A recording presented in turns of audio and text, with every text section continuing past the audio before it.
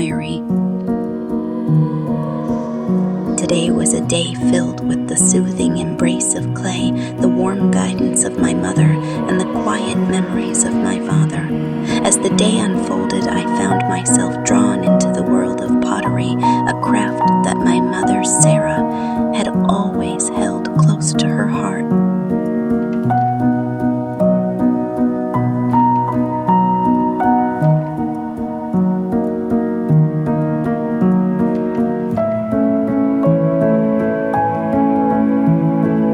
We spent the morning in the small, sunlit studio that my mother had set up in the corner of our home. The room was adorned with the earthy colors of pottery, with shelves lined with creations that had emerged from her skilled hands.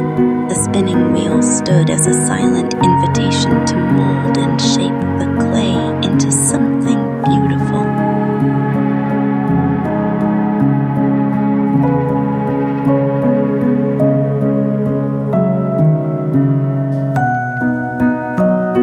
My mother had always been patient, and today was no different.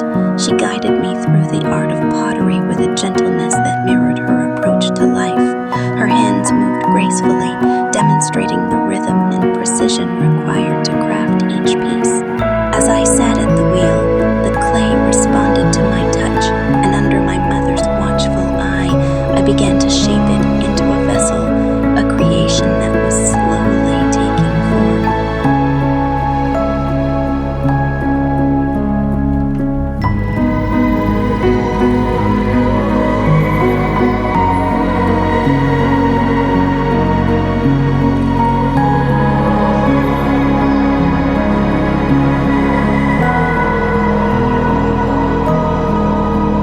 As my mother and I worked side by side, our hands dancing with the clay, we spoke about my father.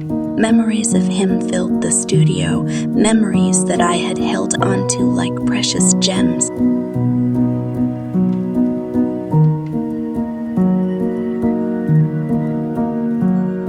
My father's journeys had taken him to distant lands, but it was the year during his expedition to Israel and Egypt that had left an indelible mark on our lives. It was a year that had brought both joy and sorrow, a year that had illuminated the depths of his wanderlust and the profound connection to his roots.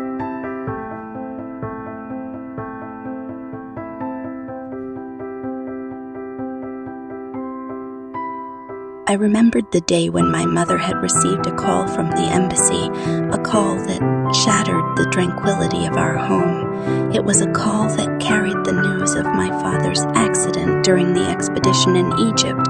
It had been a devastating blow, one that had left my mother in a state of shock and sorrow.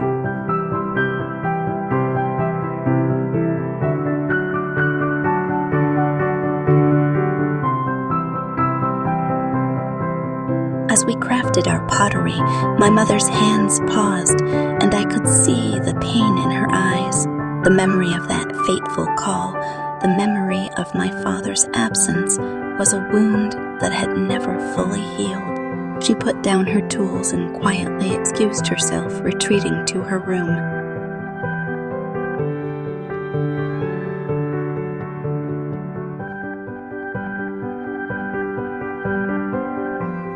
I watched her leave, feeling the weight of her sorrow.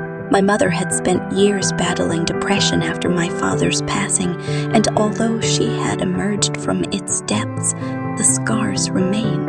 I didn't want to add to her pain by sharing the secret that had begun to unravel within me. I couldn't bear to see her suffer again.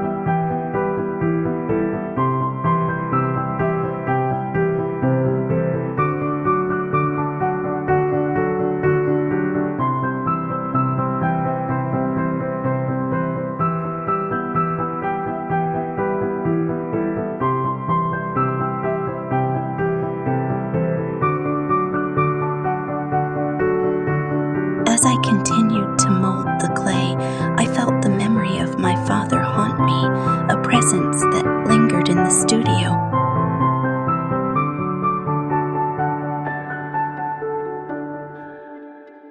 My father, Jacob Everhaert, had been a man of endless curiosity, a man who had sought to understand the mysteries of the universe.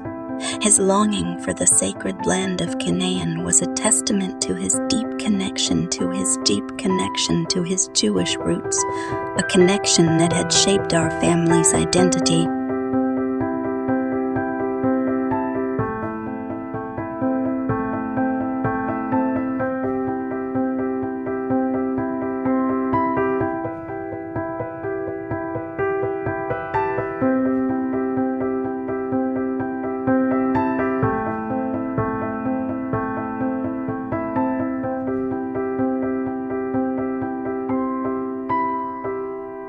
The day passed in a quiet rhythm of creation and memories, and as the sun began to dip below the horizon, I realized that there was more to be uncovered, more stories to be told.